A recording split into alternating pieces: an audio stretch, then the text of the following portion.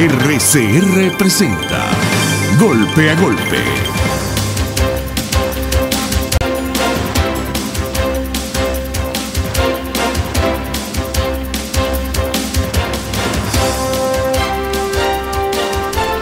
Buenos días, Golpe a Golpe. Estaremos trabajando para ustedes hoy, viernes 28 de septiembre de 2018, en la dirección general de la estación Jaime Nestare, en la gerencia de producción Willy Cercaya, en la producción de este espacio Jason Vargas, Marilia García y Jessica Selgrat. En los controles estará César Arteaga, y recuerden seguirnos en nuestras redes sociales por @RCR750 y vernos a través de rcr.tv, la radio que se ve, y en los micrófonos estará quien conversa con ustedes, Fran Tovar. Una noticia que nosotros queremos hacer para hacernos solidarios con la periodista Sebastiana Barraez, que le fue hackeado el Twitter. La noticia está publicada en costadelsolfm.net. Twitter de Sebastiana Barraez hackeado tras publicar artículos de torturas en la Dirección General contra Inteligencia Militar. Eso fue, ¿no? Queremos dar dos noticias porque hay dos cosas que nos llaman mucho la atención. Una es que Rodrigo Cabezas, plan económico presentado por Nicolás Maduro no funcionará. Es una entrevista que le publiqué en El País de España, y un artículo que, bueno, personalmente me llamó mucho la atención. Se llama un artículo escrito por Ángel Daniel González sobre la burguesía revolucionaria. Hay una discusión dentro del chavismo porque algunos dirigentes importantes, entre ellos Castro Soteldo, plantean que hay que crear una burguesía revolucionaria. Bueno, ahí le dejamos eso para que ustedes comiencen. Y en línea tenemos a Héctor Faúndez, abogado y presidente de la Asociación Venezolana de Derecho Internacional Público, y es director del Centro de Derechos Humanos de la UCB. Buenos días, Héctor, un placer saludarlo. Buenos días, Franco, un placer saludarlo a usted y a su audiencia. Muchas gracias por llamar. Héctor, usted que es un hombre que maneja muy bien la situación de los derechos humanos y de las leyes internacionales, queremos hacerle la siguiente pregunta. El Consejo de Derechos Humanos de la ONU aprobó una resolución que tiene varias partes con respecto a la ayuda humanitaria, con la situación de los derechos humanos en Venezuela, la violación de la libertad de expresión, etcétera, etcétera, etcétera. ¿Cómo se materializan esas resoluciones por parte de la ONU? ¿Cómo se pone eso en escena? ¿Cómo se le plantea eso ahora al gobierno de Venezuela? La decisión adoptada recientemente por el Consejo de Derechos Humanos, del cual Venezuela forma parte, es una decisión que se adopta en el marco de las competencias que tiene la Organización de Naciones Unidas, que es un tratado, y los tratados, de acuerdo con un principio básico, esencial en derecho internacional, tiene que cumplirse de buena fe por parte de los estados. Esa es la regla de oro en derecho internacional. De tal manera que Venezuela, en cuanto parte de la Carta de Naciones Unidas, en cuanto miembro de la Organización de Naciones Unidas y en cuanto miembro del Consejo de Derechos Humanos, que es el que adoptó esta decisión, tiene la obligación de cumplirla de buena fe. Es decir, no hay un ejército a disposición de Naciones Unidas, no hay un grupo de alguaciles de Naciones Unidas que puedan hacer cumplir esta resolución de otra manera, mediante la fuerza.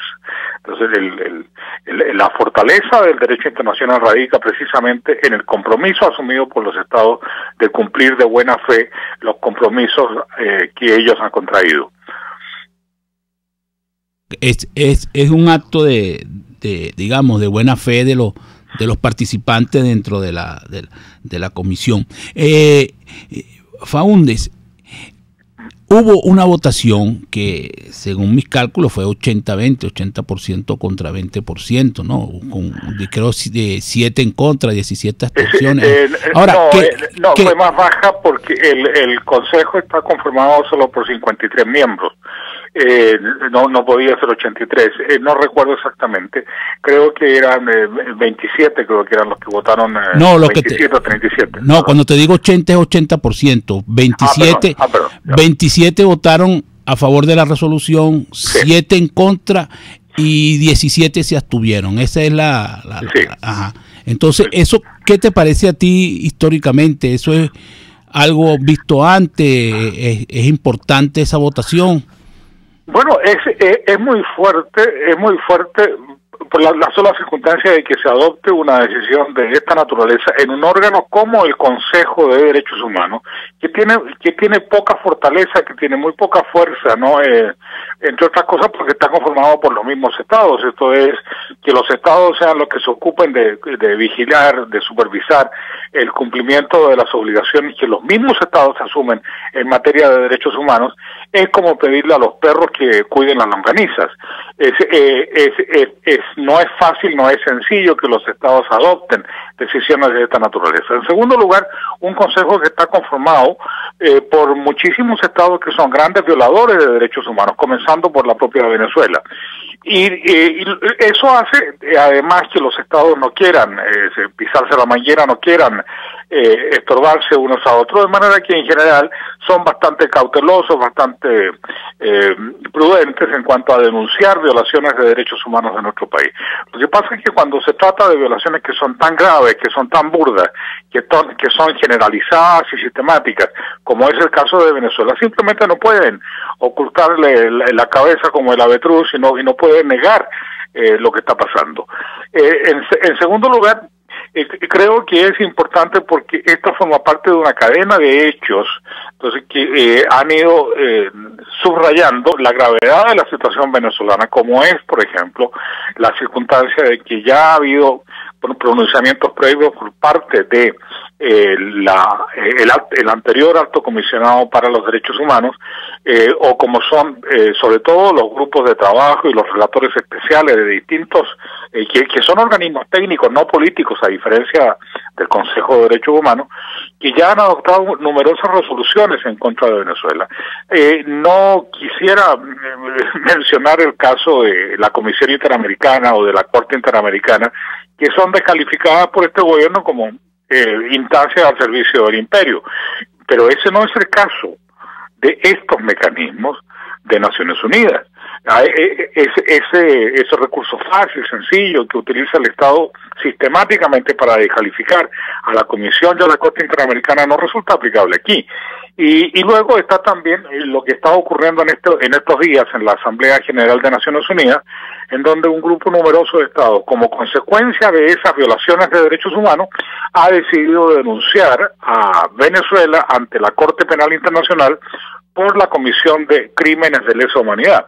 Eso creo que forma parte de un contexto que refleja el grado de aislamiento en el que está quedando el gobierno de Venezuela y al mismo tiempo la seriedad de las acusaciones que están siendo formuladas por distintos estados, ¿no? Esas denuncias presentadas ante la Corte Penal Internacional tienen una importancia que pone a Venezuela en el mundo desde el punto de vista de violación de derechos humanos. Pero lo que llama la atención es que los países que lo hicieron tenían de alguna manera una especie de buena relación con Venezuela, o no era tan difícil la relación. Exactamente. Eso es tal vez un elemento que vale la pena tener en cuenta, y es bueno que lo subraye, sino que hay también como contrapartida de eso la circunstancia de una serie de otros países que han sido mucho más hostiles con Venezuela por la situación política que hay en el país.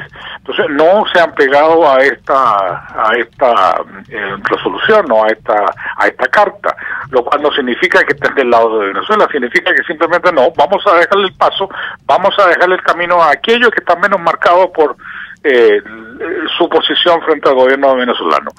Y creo que es importante también destacar dos elementos, ¿no? Primero, la Corte Penal Internacional no es un tribunal de derechos humanos, no está juzgando violaciones de derechos humanos, no condena a los estados examina la situación que hay en países, y lo que se está pidiendo aquí es que se examine la situación que hay en Venezuela, la situación que hay en el país. Pero la función de la Corte no es condenar a Venezuela, sino que es establecer responsabilidades penales individuales. Esto es condenar a aquellas personas que son responsables de esos crímenes. Desde arriba hacia abajo, esto es toda la cadena de mando que pueda estar involucrada en esos crímenes de lesa humanidad. Y sí. Entre los crímenes que se menciona por parte de los estados firmantes de esta carta, se señala la comisión de actos de tortura. Menciono esto por una razón muy sencilla, porque la tortura como tal, aisladamente, no es un crimen de lesa humanidad, sino que simplemente es el medio, es el vehículo que pueden utilizar los estados para cometer crímenes de lesa humanidad. Es un elemento que tiene que ir unido a otras cosas para que constituya un crimen de lesa humanidad. Sin embargo, la tortura sola es un delito internacional que está condenado también por otros tratados internacionales distintos del Estatuto de Roma. Me refiero particularmente a la Convención de Naciones Unidas contra la Tortura, que no solamente señala que este es un delito internacional, sino que le confiere jurisdicción a los tribunales nacionales de todos los estados para que juzguen y castiguen a los responsables de actos de tortura. ¿Por qué lo menciono? Porque ya hay por lo menos 6 estados que están diciendo, mire, esto está pasando en Venezuela. Sí, está ocurriendo, entre otras cosas, tortura. No me voy a meter con los otros elementos, con los otros delitos que allí se señalan, pero quedémonos con la tortura. ¿Qué es lo que pasa si alguien recurre ante un juez en cualquiera de esos países o en otros que no necesariamente tienen que haber firmado? Recurre a esos países denunciando al señor fulano o al señor sutano, al coronel Pérez o al ministro Z o al presidente Maduro por estar en esa cadena de mando que ha participado en la comisión de actos de tortura. ¿Van a ser detenidas estas personas? ¿Sí o no? Porque hay una cosa muy clara, es que tanto el Estatuto de Roma como la Convención de Naciones Unidas contra la Tortura no admiten ninguna forma de inmunidad. No hay inmunidad. Nadie es inmune por actos de tortura o por crímenes de lesa humanidad. Esto es, pueden ser juzgados no por la Corte Penal Internacional, no, mucho más que eso, por los tribunales de cualquier estado, lo cual hace que el mundo se le ponga muy pequeñito, ¿no? Sí. Estamos conversando con Héctor Faúndez, abogado y presidente de la Asociación Venezolana de Derecho Internacional, además de profesor de la Universidad Central de Venezuela. Héctor, también queríamos dejar, porque la gente a lo mejor no se acuerda, cuando yo dije que eran países que tenían buenas relaciones con Venezuela y con el mismo chavismo, hay que recordar que Perú recibió bastantes militares en situación de asilo cuando hubo la intentona golpista del 92, entonces, o sea, no son países ajenos, pues, no solamente a Venezuela, sino a muchas personas que están en el alto gobierno y de alguna manera hay una relación ahí porque vivieron bastante tiempo allá, pues muchos militares. Entonces sí. Es difícil, ¿no? Verlo ahora en esta situación, ¿no? Sí, pero no, además hay que observar cuáles son los países que no están en esa carta, que no están firmando esa carta. Por ejemplo, allí no está Brasil, que ha sido muy crítico con Venezuela. Allí tampoco está Ecuador, que ha formado, hasta hace poco formaba parte del ALBA, que era un socio preferente de Venezuela. Entonces, y que sin embargo ahora es tremendamente crítico con lo que aquí está ocurriendo, ¿no? Allí hay una serie de países que no han firmado esa carta y que sin embargo entonces mantienen una posición muy sólida y muy crítica. Sí, igual que Costa Rica tampoco aparece ahí, que es un país bastante crítico, ¿no? Sí. Héctor, desde el punto de vista político, esto le va a generar al gobierno una situación muy incómoda a nivel internacional.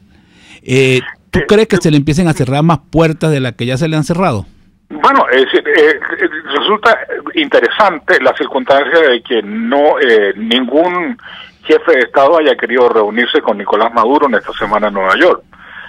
No quiso reunirse con él el primer ministro Trudeau, tampoco quiso reunirse con él Trump, Y desde luego las puertas se le van cerrando. Es decir, ¿a dónde puede ir? ¿Cuáles son los aliados? ¿Cuáles son los socios con los que mantiene alguna relación, algún contacto el gobierno de Nicolás Maduro?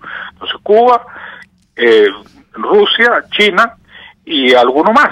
Las relaciones con Irán en este momento no estoy seguro cómo estarán realmente, pero si quiere sumemos Irán. Entonces, ¿y qué otro país le queda? Ahora va a tener un problema práctico también, porque si existe esta actitud por parte del resto de la comunidad internacional en cuanto a la naturaleza de los actos que se están cometiendo en Venezuela y determina que esos son crímenes de lesa humanidad o delitos internacionales, eso significa que si el avión tiene que aterrizar en un viaje a Rusia, por ejemplo, en París, para repostar o por alguna otra razón, bueno, se corre el riesgo de que un tribunal francés pueda pretender detener a quienes van en ese avión. Si Nicolás Maduro decide ir a visitar a sus amigos en La Habana y por razones técnicas el avión tiene que detenerse y tiene que aterrizar en Panamá, va a tener exactamente el mismo tipo de problemas allí. Entonces el mundo se le va a poner muy pequeño y va a ser extremadamente complicado cualquier viaje al exterior de parte de quienes puedan estar involucrados en alguno de los crímenes de lesa humanidad que se les está imputando o en alguna violación de graves de derechos humanos, como es particularmente el caso de la tortura. Le puede pasar algo parecido que le pasó a Pinochet allá en Inglaterra. Sí, pero no solamente Pinochet, sino no es solo el caso de Pinochet, sino que de otros jefes de Estado. Por ejemplo, se olvida que Fujimori fue extraditado a Perú en aplicación también de la Convención contra la Tortura. Se olvida que el expresidente de Chad, se me escapa el nombre en este momento, entonces también está en este momento cumpliendo una condena en Senegal por crímenes cometidos en el Chad, entonces, como consecuencia de la aplicación de la Convención contra la Tortura. Luego se olvida que hay una serie de otros personajes que se encuentran en distintas cárceles repartidos por el mundo, entonces, en cumplimiento de la Convención contra la Tortura. De manera que es un tema bastante complejo y bastante difícil para el gobierno en este momento. Ajá. Estamos conversando con Héctor Faúndez, abogado y presidente de la Asociación Venezolana de Derecho Internacional Público y profesor de la Universidad Central. Héctor, tenemos que ir a publicidad, pero cuando regresemos queremos seguir conversando contigo. Y tú escribiste un artículo criticando a Zapatero, porque Zapatero tiene una frase que es muy, muy elocuente, que es: un dictador no puede estar en un lugar de honor. Y tú le haces una crítica porque tú le dices, bueno, eso es cierto, pero tú apoyas a Nicolás Maduro. Entonces quisiéramos saber un poco tu percepción de la relación que hay en este momento con Venezuela y España, producto de la llegada de Pedro Sánchez y la influencia de Zapatero en esa relación. Estamos conversando con Héctor Faúndez, abogado y presidente de la Asociación Venezolana de Derecho Internacional, y vamos a publicidad. Usted escucha Golpe a Golpe por RCR 750 AM. Puedes seguirnos en nuestras redes sociales. En Twitter, @RCR750, la radio que se ve. En la crisis se encuentran las oportunidades. Aquí en Sin Estrés se las mostramos con invitados especiales que nos regalan sus experiencias por una Venezuela mejor. Cada tarde, de lunes a viernes a las 3, desde el emprendimiento, la educación, la salud y el entretenimiento. Por nuestra calidad de vida se nos hace necesario tomar un respiro del agobio diario, dedicar unos minutos a la salud mental y emocional para vivir sin estrés. Sin Estrés, de lunes a viernes a las 3 de la tarde por RCR 750 AM y RCR.tv, la radio que se ve. Una crónica de la actualidad. Golpe a golpe. Solo por RCR.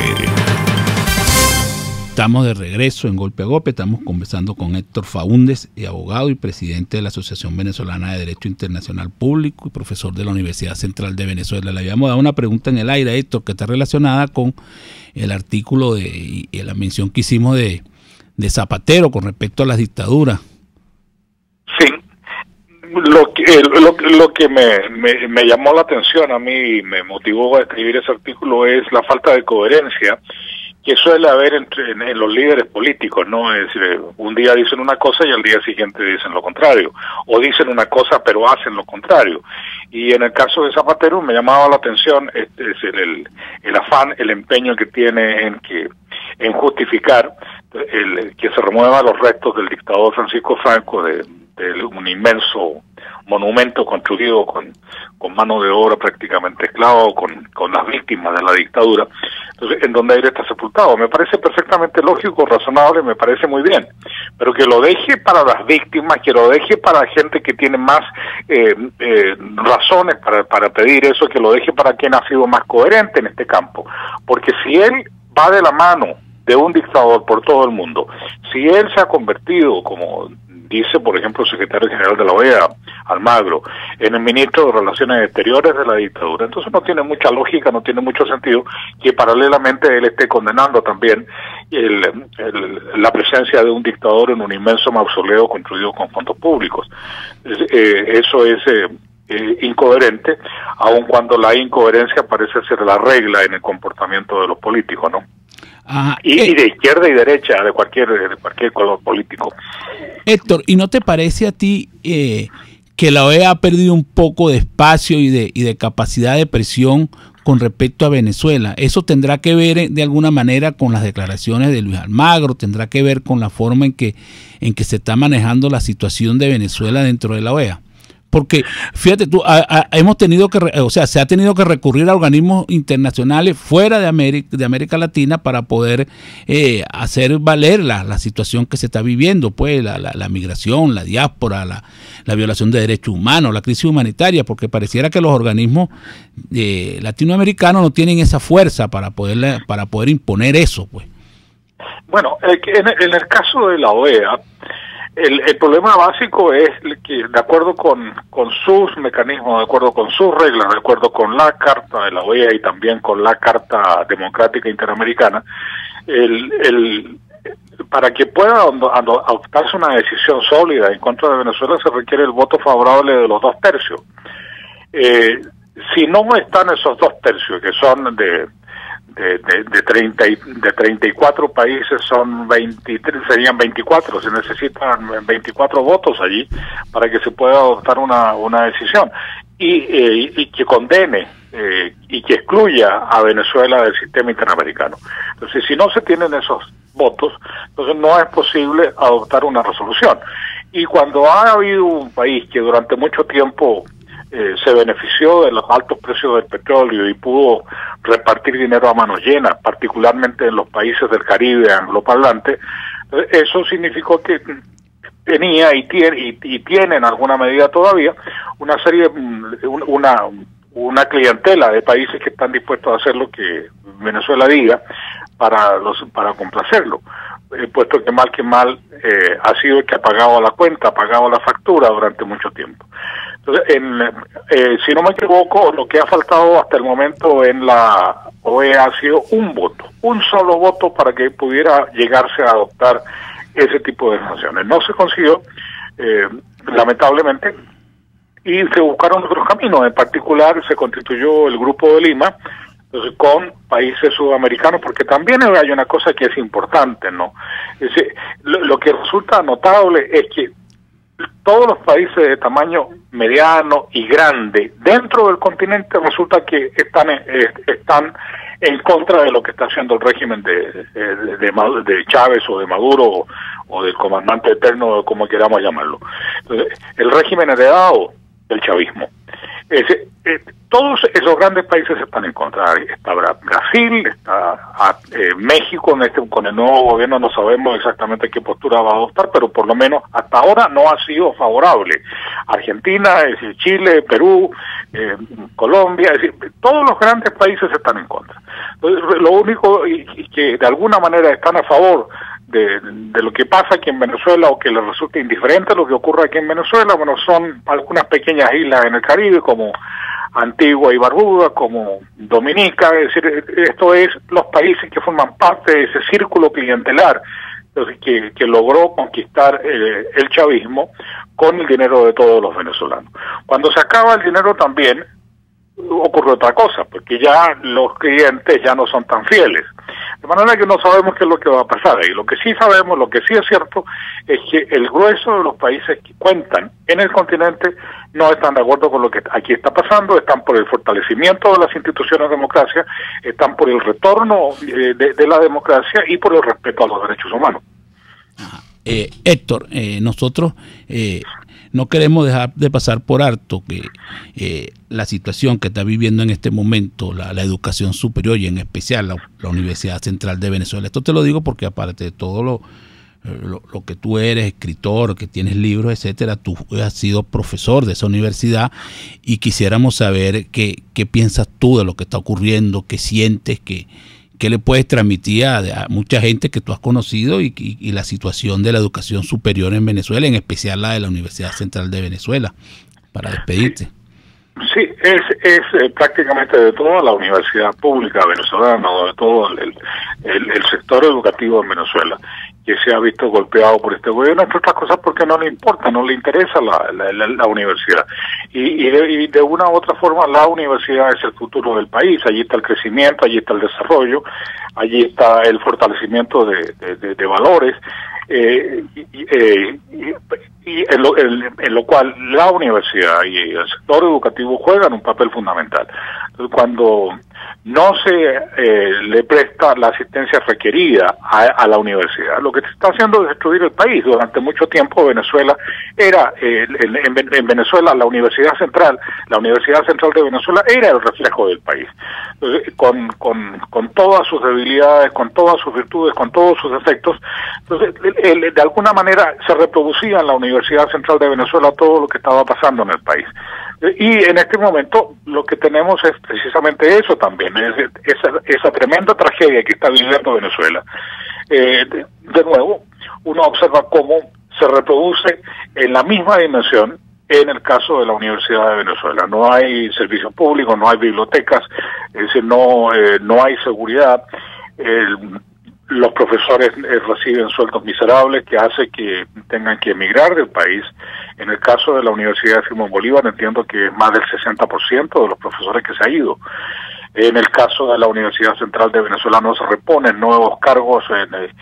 Luego los estudiantes no pueden acceder a la universidad porque no hay medios de transporte. En el caso de los estudiantes que utilizaban el comedor universitario como única alternativa para comer, para tener una comida al día, resulta que ya eso está cerrado, ya no es posible, y por lo tanto no es tampoco algo que de alguna manera incentive o motiva a los estudiantes a que sí vayan y estudien, porque por lo menos junto con estudiar para tener también acceso a una comida diaria. Es decir, luego ni que decir con el sueldo de los profesores, no con el personal.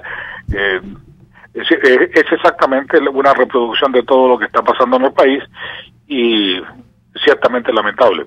Porque bueno, eso no se puede reconstruir a corto plazo, no se puede reconstruir rápidamente. Bueno, Héctor, fue un placer tenerte en el programa. Esperamos seguir contando contigo en otras oportunidades. Hemos conversado con Héctor Faúnde, abogado y presidente de la Asociación Venezolana de Derecho Internacional Público y profesor de la Universidad Central de Venezuela. Nosotros vamos a publicidad. Ni de suerte, ni de gracia, ni de pecho. Es Golpe a Golpe. Puede seguir nuestra programación a través de rcr.tv, la radio que se ve. El siguiente espacio educativo está dirigido a niños, niñas y adolescentes. RCR presenta Todo se puede, una producción nacional independiente de Mayra Prado, certificado número 16923. El cambio es acción. Muévete por tu salud. No tienes excusa. Tú puedes. Forma buenos hábitos con humor. Que sean sanos, que sean activos, que sean felices. Son algunos de los deseos que como padres, amigos o miembros de familia tenemos para los niños. Para quienes somos padres, sabemos que esto inicia con su educación. Para el tema de todo se puede, educarlos para llevar una alimentación sana, hacer ejercicio, cuidar de su cuerpo, pueden ser algunos de los objetivos. El gran detalle, especialmente a los niños y adolescentes, podría parecerles aburrido. ¿Y qué tal si a la educación le agregamos el humor? Un ambiente alegre y libre de tensiones, una influencia positiva y sensación de seguridad personal son algunos de los beneficios del humor en la vida cotidiana. Ambiente que facilita la introducción de valores. Pero un buen sentido del humor es una habilidad que los padres deben ayudar a desarrollar desde la infancia, criando no solo a niños más felices, sino que también mejor adaptados y preparados emocionalmente para el mundo de hoy. Te traje 3 tips. Enseña y comparte con los niños lo divertido de la vida diaria. ¿Cómo? Encuentra algo gracioso dentro de la cotidianidad. Enciende su creatividad. Alaba sus ocurrencias y conversa sobre ellas. Desarrollarás su capacidad de expresión. Y tal como Jaimito, tenga a la mano un chiste. Un niño que aprenda con humor no solo será un pequeño feliz, sino que estará empezando un camino a convertirse en un adulto sano y estable. RCR presentó Todo se puede con Mayra Prado. Síguela por Twitter, @todosepuedenet. Una producción nacional independiente de Mayra Prado, certificado número 16923. En Cauchera Fran Luis tienes neumáticos nacionales e importados en todas las medidas, pero también montura, alineación, balanceo, amortiguadores, rines, frenos, mecánica ligera, todo con tecnología de punta. Bajando por la avenida Baral, al final, después de la estación de servicios y al lado del banco, teléfono 0412-815-6712. Cauchera Fran Luis, tu mejor opción. Te invitamos a participar este mes de septiembre en el programa online Códigos del Transgeneracional con la terapeuta Francis Blanco, especialista en bio-neuroemoción, que te permitirá reconciliarte con la historia de tu pasado, reconocer de dónde vienes, descubrirte, mejorar tu desarrollo personal y las relaciones con tus familiares. Para más información, contáctala a través de su correo, elhilodefrancis@gmail o al 0424-111-1942. RCR 750 AM, porque lo bueno une.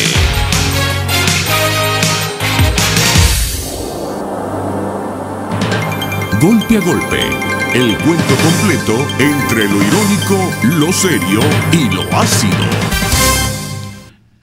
Y estamos de regreso en Golpe a Golpe y en línea tenemos a Olivia Lozano, diputada de la Asamblea Nacional por el Estado Bolívar, miembro de la Comisión Permanente de Comunicación y dirigente del Partido Voluntad Popular, y ella es vicepresidente de la Comisión Permanente de Medios.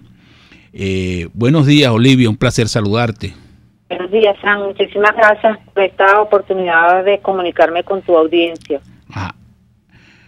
Olivia, primero Nelson Bocaranda, esto en los últimos días. Después Hinaldo Bravo. Y ahora Sebastiana Barraez, que le hackearon la cuenta de Twitter. ¿Es una política del gobierno? Totalmente. Es una política de Estado que durante todos estos años de la dictadura ha pretendido coartar la libertad de expresión, cercenarla y tener una hegemonía comunicacional para evitar que los ciudadanos tengan manifestaciones de expresión de libertad de expresión y que los medios comuniquen e informen sobre las situaciones que están pasando en el país. No solamente Sebastiana, no solamente Isnardo y Nelson Bocaranda, sino que en los últimos 2 meses y en los últimos 6 meses hemos tenido una arremetida violenta contra la libertad de expresión. 216 agresiones en los últimos 6 meses, que representan más del 70% de lo que fue la arremetida del año pasado. Y hoy vemos cómo entonces tenemos 8 medios impresos en los últimos 2 meses, 8 medios impresos que salieron de circulación porque la Corporación Maneiro no les entrega insumos, los acosa y los persigue, pero además de eso, por la situación económica también que no les permite seguir en esa situación en la calle. Bloqueos a la web, 2 televisoras salieron, Televisora Bolívar y Universal de Yaracuy, la prohibición de la publicación de Armando Info para realizar investigaciones sobre la corrupción, mecanismos de terror y de tortura y persecución a los periodistas y amenazas para poder seguir expresando e informando. Y ustedes vieron 14 periodistas que fueron en las últimas 2 semanas agredidos, incluso cruzando el umbral de la violación de derechos humanos y atacando a sus familias con allanamientos a sus casas, como ocurrió con Alberto News y con Armando Info, a familias que están en las casas que no tienen nada que ver con la situación y sin embargo han sido amenazados atravesando ese umbral. O como el caso de Isnardo, que su hija también fue afectada por la medida, una menor de edad, afectada por la medida de prohibición. Les han retirado los pasaportes a Nelson, a César Miguel Rondón. Hay bloqueos como el caso de Sebastiana y hackeos. Es decir, toda una arremetida que intenta ocultar la verdad de lo que está pasando en el país. Las protestas, las 35 protestas diarias que hay ahorita mismo, están los pensionados y jubilados, cientos de miles en las colas que amanecieron en las puertas de los bancos para que les puedan pagar.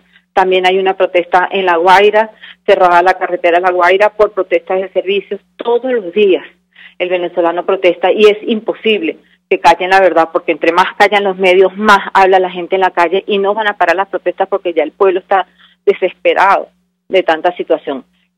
Los periodistas hoy son objeto de agresiones. Todos los medios de comunicación están ahorita en un estado vulnerable porque igualmente la dictadura siente como una amenaza a su gestión, como una amenaza la opinión pública y por supuesto todas las críticas que se hacen al gobierno, el rechazo y la protesta del régimen. Olivia, y a todo eso hay que agregar lo de la emisora cerrada en el Zulia, la emisora. Sí, la emisora, ayer lo denunciamos también, la 93.5 y así sucesivamente. Mira, esta arremetida es tan violenta del régimen que todos los días hoy ya es cotidiano el ataque hacia los medios de comunicación, hacia los periodistas que los retuvieron a Reinaldo Mozo en La Guaira por estar informando sobre el tema del barco de la Cruz Roja China. Detuvieron a los periodistas que cubrieron la noticia de Isnardo Bravo, los retienen, los atacan, le quitan los equipos, los Olivia, y todo después de ese rosario de situación que tú nos dices, de situaciones que tú nos planteas, ¿por qué la oposición no se pone de acuerdo, por lo menos en unas cosas mínimas? ¿Por qué hay tanta incoherencia dentro de la oposición? Porque estamos conversando con Olivia Lozano, diputada de la Asamblea Nacional por el Estado de Bolívar y vicepresidenta de la Comisión de Medios, y ella es miembro de la dirección de Voluntad Popular. Entonces la pregunta es ¿por qué es tan difícil que la oposición tenga una vocería, tenga unos planteamientos por lo menos medianamente coherentes y no tan dispersos como lo que se ve cotidianamente dentro de los políticos de oposición en el país? Bueno, fíjate, nosotros primero que tenemos que entender que estamos ante una dictadura que no es una dictadura normal, es una dictadura delincuente, una dictadura de este tiempo que hace todo lo que tiene pasando por encima y viola la Constitución todos los días. Y nosotros, por lo menos te puedo decir desde el Parlamento, hemos hecho grandes esfuerzos y seguimos haciendo grandes esfuerzos por la unidad, por generar toda la presión posible desde la calle, como lo hemos hecho a nivel internacional, que hemos elevado la voz para decir qué es lo que nos está pasando en el país, y ya el mundo entero, 93 países, reconocen que estamos en dictadura y en una situación difícil. Y sí estamos trabajando por lograr la unidad, sí hemos hecho grandes esfuerzos para lograr una ruta clara que nos lleve a la salida de la dictadura. Sí estamos haciendo muchísimos esfuerzos. Tal vez la gente, el pueblo, con toda esta situación que está viviendo todos los días cotidiana, no se entera de muchísimas cosas de las que estamos haciendo, pero es cierto que hemos hecho grandes esfuerzos y seguimos grandes esfuerzos para salir unidos, para lograr la organización no solamente de los partidos políticos, sino también del pueblo venezolano, porque si hay algo que tenemos que tener claro es que solamente los venezolanos unidos, organizados, podemos lograr salir de la dictadura. Y hoy estamos también en un esfuerzo gigantesco. El 5 de octubre va a haber una protesta. Ajá, Olivia, pero tú misma lo dices, organizado, pero, por ejemplo, no hay una vocería única desde el punto de vista de la oposición. Cuando digo una vocería es una especie de coordinación, porque es obvio que la MU desapareció. La MU sí, como centro, ajá. Entonces, ¿cuál es el centro político ahorita? Estamos trabajando desde el Frente Amplio Venezuela Libre, ajá, que es una organización que está concitando a todos los sectores del país para lograr esa organización y para lograr esa articulación de la ruta clara, la ruta política que estamos siguiendo. Y eso se ha logrado con un esfuerzo gigantesco en el que están unidos todos los sectores. Sí. Ahí están los sectores gremiales, los sectores yo estuve en el aula magna, pero los planteamientos ahí están totalmente, en mi opinión, fuera de la realidad. Por ejemplo, yo vi ahí unos planteamientos que están relacionados con la contratación colectiva y dice, bueno, ¿y qué es lo que van a pedir de la contratación colectiva? Bueno, la verdad o sea, es que, lo que te quiero decir, Olivia, es que pareciera que no se entiende lo que está pasando en el país. O sea, nadie habla del trabajo, de la producción, de que hay que poner al país a producir. Nadie le dice, claro, oye, mira, Olivia, nadie le dice, tú que eres del Estado de Bolívar, nadie le dice a los trabajadores de Sidor, mira, el problema de ustedes es que esto no saca una cabilla. O sea, este es el problema de ustedes, porque te voy a decir, una manifestación de los trabajadores de Sidor quejándose de la tabla salarial, bueno, que me perdonen. Yo trabajé ahí, Olivia, pero que me perdonen, o sea, eso no produce ni para pagar los sueldos, entonces eso hay que buscarle una solución con los trabajadores, y hay que decirle la verdad, mire señores, el problema es que esto no produce nada, ¿cómo le vamos a pagar? ¿De dónde vamos a sacar los reales? En eso tienes muchísima razón, pero fíjate, ayer, por ejemplo, Leonel Grisel, que es un dirigente sindical de Sidor, lo dijo clarísimo, más allá del tema del salario, nosotros tenemos que tener claro que no tenemos libertad, que no hay libertad y que las empresas no están produciendo, que las empresas no en estos momentos están dirigidos por mafias, que las empresas han sido entregadas como botines y que a los militares y que no producen. Entonces ya la lucha no es por la reivindicación salarial que han logrado durante todos estos años, sino por la libertad, por los derechos constitucionales que están establecidos, por libertad. Libertad. La gente tiene que entender hoy que si nosotros no salimos de esta dictadura, que si nosotros no cambiamos el sistema, no vamos a tener ni a poder ejercer ninguno de nuestros derechos. Ese planteamiento tuyo es totalmente, digamos, válido y coherente desde el punto de vista de cómo tú piensas que está la situación del país. Eso no se te está criticando. Yo lo que te estoy diciendo es, por ejemplo, que los trabajadores de Sidor durante 8 meses, ¿no?, hasta agosto, no se quejaban de la situación que vivía Sidor. Yo nunca vi una protesta por producción. Le aplican la tabla salarial, entonces salen a hacer una marcha porque no están de acuerdo con la tabla. O sea, lo que te quiero decir es que también hay los dirigentes de oposición tienen que hacerle tomar conciencia a los trabajadores de que hay que producir, de que hay que trabajar, que es lo que yo, Pero ¿cómo van a producir si las empresas no tienen materia prima, no tienen dinero? También estoy de acuerdo contigo. Todas las empresas, no hay producción porque no hay. Tú tienes razón, Olivia, tú tienes razón, pero los trabajadores no decían eso. Esa es la verdad. Los trabajadores sí protestan. Mira, yo le hago seguimiento, porque yo soy, como tú bien dices, yo soy diputada del Estado de Bolívar, y yo sí le hago seguimiento a una masa laboral de 27.000 sindicalizados y de 72.000 familias, porque yo las pongo como cada persona como una familia, 72.000 personas en nómina en el Estado de Bolívar. Y todos los días protestan, además porque el Estado de Bolívar es tierra arrasada. Es ejemplo de lo que significa el oprobio de una dictadura como la de Maduro, donde solamente se reparten botines, hay mafias. Es que nadie puede, 300.000 personas enfermas de paludismo, difteria, de las cárceles son centros de mafia terribles, la gente se está muriendo de hambre, no hay servicios. O sea, el Estado de Bolívar es un ejemplo claro de lo que significa el ejercicio de la dictadura en el país.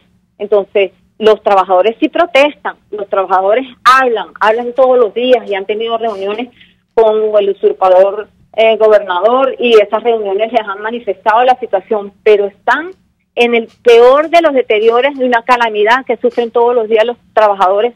Tienen hambre, los trabajadores no tienen transporte, no tienen ningún tipo de servicio, no tienen seguro, no tienen absolutamente nada. Están totalmente disminuidos y divididos y, por supuesto, tú bien sabes que los sindicatos allá fueron atomizados por el régimen, que no hay una organización sindical y ellos se están reagrupando ahora y han salido todos los trabajadores de las empresas básicas, no solamente por el salario. Mira, el pueblo venezolano ya entendió que esta es una cuestión de libertad, no tienen libertad para comer, no tienen libertad para movilizarse, no tienen libertad para curarse, para sanarse, no hay hospitales, no hay nada. Entonces, en la medida en que nosotros, que esta dictadura ha reciado por la libertad de los derechos de los venezolanos, en esa misma medida el venezolano está tomando conciencia. ¿Y hoy qué estamos haciendo? Terminando de agitar las conciencias de todos los venezolanos para que entiendan que solamente organizados vamos a poder salir de esta dictadura. Ayer estuvimos acompañando el equipo de Dime. Ajá, Olivia, tenemos que ir a publicidad, pero cuando regresemos ya es la última parte del segmento, pero nosotros tenemos la costumbre de conversar con los diputados, especialmente la situación de donde fueron electos. Entonces, cuando regresemos, vamos a conversar contigo la situación del Estado Bolívar, la situación de la malaria, el problema de las inundaciones, el problema del arco minero, toda esa tragedia que están viviendo ahí, que es una tragedia porque la información que a uno le llega es que la situación ahí no está muy fácil, ¿no? Que hay una cantidad de problemas importantes desde el punto de vista de, como tú dices, pues de situación laboral, pero que queremos tocar contigo todos esos puntos pues específicos de la región. Estamos conversando con Olivia Lozano, diputada de la Asamblea Nacional por el Estado Bolívar, vicepresidenta de la Comisión Permanente de Medio de Comunicación y dirigente del Partido Voluntad Popular. Nosotros vamos a publicidad. Usted escucha Golpe a Golpe por RCR 750 AM. Sintonícenos a través de Periscope, @RCR750, la radio que se ve. En Tripping tenemos las mejores tarifas en paquetes de viajes nacionales e internacionales, hospedaje, alquiler de vehículos, viajes en crucero y más. Contáctanos 212-9430812 o en @Tripping piso abajo B, Tripping con doble P. Tripping Venezuela, más que viajes, ofrecemos experiencias.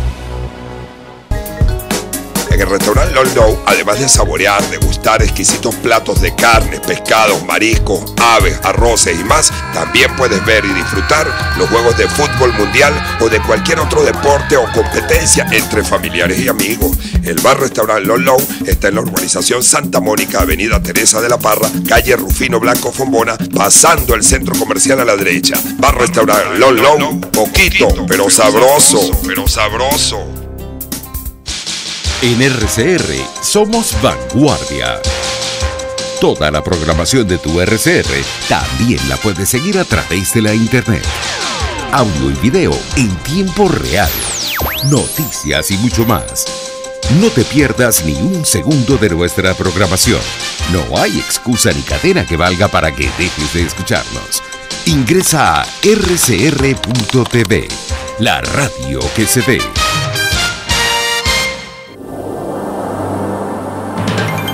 Una crónica de la actualidad. Golpe a golpe. Solo por RCR. Y estamos de regreso en Golpe a Golpe. Estamos conversando con la diputada Olivia Lozano, diputada por el Estado Bolívar.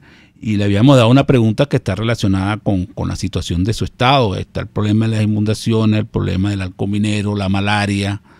Y bueno, tú nos dirás qué más tragedia te podemos decir. Todas las situaciones que agobian. Mira, lo del transporte, que parece que allá eso es, bueno, ya no son perreras, ya parece que andan es a pie. No, a pie, porque incluso los camiones que empezaron a trasladar, que no tenían otro trabajo, empezaron a trasladar a las personas y ya no tienen cauchos, ya no tienen repuestos, ya no tienen cómo circular, y entonces ya en el Estado Bolívar, en Puerto Ordaz y en Eres, en Ciudad Bolívar, la gente ya está empezando a caminar. Es una situación muy difícil. Sarampión, difteria, como te refería, hepatitis, todas las plagas, las 7 plagas de Egipto ahora están en Bolívar. no hay ninguna información ni estadística que diga cómo, porque no hay acceso a la información pública y además no les interesa que se sepa. Esa es otra misión del régimen, no que nadie sepa qué es lo que está pasando, pero en el estado de Bolívar nosotros tenemos todas las enfermedades posibles, los hospitales no funcionan, el hospital pediátrico está cerrado, los ambulatorios no funcionan, no hay vacunas, no hay tratamientos contra el paludismo, solamente los manejan las mafias, masacres en el sur del estado de Bolívar, todos los días asesinan a una cantidad de personas, 10, 15, 12, y nadie sabe, no nos informa, solamente lo podemos saber por alguien que venga de allá, de esa zona, y nos dice lo que está pasando. No hay información de ningún tipo, las empresas básicas están arruinadas, no hay servicios, no tenemos agua, no tenemos luz, no tenemos internet, no hay manera de estar conectado con los bancos porque no hay línea, nunca hay línea, el efectivo se vende en el 1000%, no hay alimentos, no hay distribución de alimentos, es terrible, dramático, caótico lo que está pasando en el estado de Bolívar, además de todo lo que significan las mafias y la explotación de nuestros minerales que salen por los caminos verdes y que nadie tiene control, sino solamente a quienes se les ha repartido el botín en el estado de Bolívar. Una situación terrible. Los muchachos no pudieron ir a clases, muchos, hay una deserción, estamos haciendo una investigación ahorita de cuántos muchachos no pudieron entrar a la clase y 20.000 damnificados, que hoy, que el fin de semana los sacaron de los refugios a muchos, así dije, señor, busque para dónde irse porque tenemos que empezar las clases el lunes en la escuela, muchas de ellas fueron utilizadas como refugios, sin ningún tipo de salubridad, sin fumigación, sin arreglar las estructuras, casi todas las estructuras están malas por el tema de las inundaciones. Ahorita cuando baje, que está empezando a bajar el río, nos vamos a dar cuenta de la tragedia que significó las inundaciones sin tener ninguna previsión, sin tener ninguna previsión a la contingencia, y solamente fueron autoridades a sacarse una foto, en donde, por cierto, los insumos que llevaron fueron implementos deportivos, algunos colchoncitos, y eso fue lo que le repartieron a la gente. No hay comidas, no hay medicina, los indígenas totalmente abandonados mueren, hay gente enterrando a sus familiares, y aunque eso es dramático y fuerte, en los patios de su casa. Todo eso está pasando en el estado de Bolívar, a la totalmente desidia del régimen, que ni se entera, ni se da por enterado. No hubo una sola manifestación de Maduro con respecto a las inundaciones. Y no solamente fue el estado de Bolívar, fue Apure, fue Monaga, fue Sucre, todos esos estados orientales del Tamacura, Amazonas totalmente inundados, y no hubo una sola manifestación de parte de Maduro para solidarizarse y apoyar a estos damnificados. Es decir, la situación más grave no puede ser. ¿Y cómo pretender entonces ocultarlo? Atacando a los medios de comunicación. La gente sabe, lo está sufriendo, lo está viviendo, el pueblo venezolano está viviendo lo que significa esta dictadura. Y no se va a callar, ya vimos que no se va a callar, y todos los días, como te dije, hay protestas y más protestas y más protestas de la gente en la calle, de la gente humilde. Por cierto, que también detienen, por cierto, que también se la llevan presa, por cierto, que también los acosan a sus familiares, los persiguen los colectivos, como le pasó al periodista que en estos días intentaron agredirlo con arma blanca a los colectivos. Así está Venezuela, así el estado de Bolívar. Olivia, por razones de tiempo tenemos que despedirte. Fue un placer tenerte en el programa. Esperamos seguir contando contigo en otras oportunidades. Y hemos conversado con Olivia Lozano, diputada de la Asamblea Nacional por el Estado de Bolívar, miembro de la Comisión Permanente de Medios de Comunicación y dirigente del Partido Voluntad Popular. Y será hasta el lunes. RCR presentó Golpe a Golpe. Para cualquier comentario o sugerencia, escriba a golpeagolpe@rcr.com.be.